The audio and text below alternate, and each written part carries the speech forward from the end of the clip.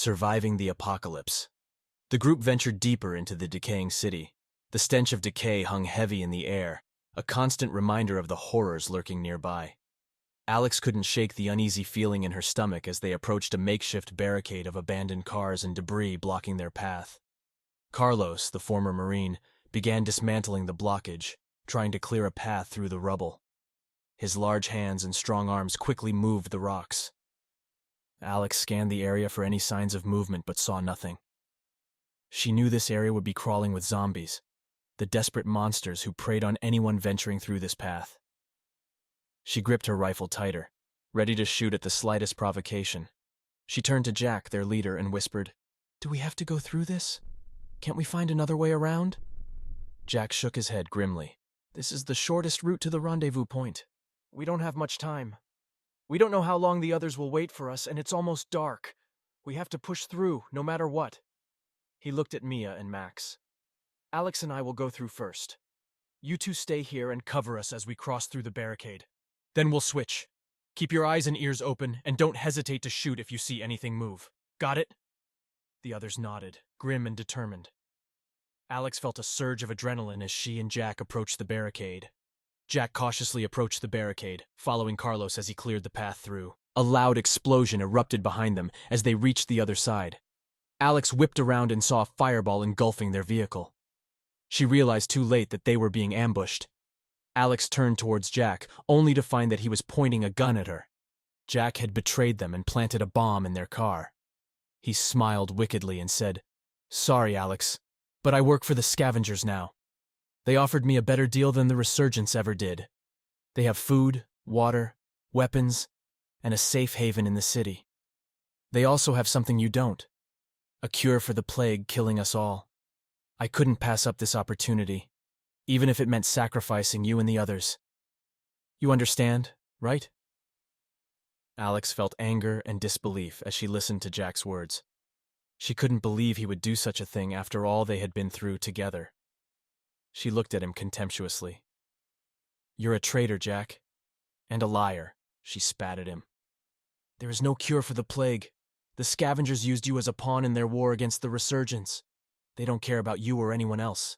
They'll kill you as soon as they get what they want from you." She raised her rifle and aimed at his chest.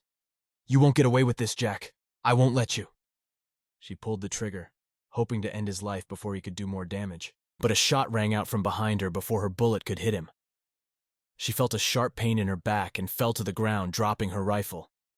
She looked up and saw one of the scavengers standing over her, holding a smoking gun. He had been hiding behind the barricade, waiting for the right moment to ambush them. He grinned maliciously and said, "Nice try, Alex. But you're too late. Jack here is our hero. He helped us eliminate your friends and get your precious supplies. Thank you, by the way. This will be a lot of help." He held up the small metal device.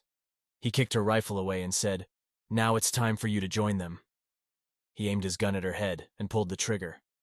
Alex jolted awake. Her sharp movements caused her back to twinge in pain, and she dropped back onto the bed with a groan, squeezing her eyes shut to the harsh light. Her mind was foggy, and her body ached in places she didn't know could ache. She slowly opened her eyes again, letting them adjust to the dimly lit room.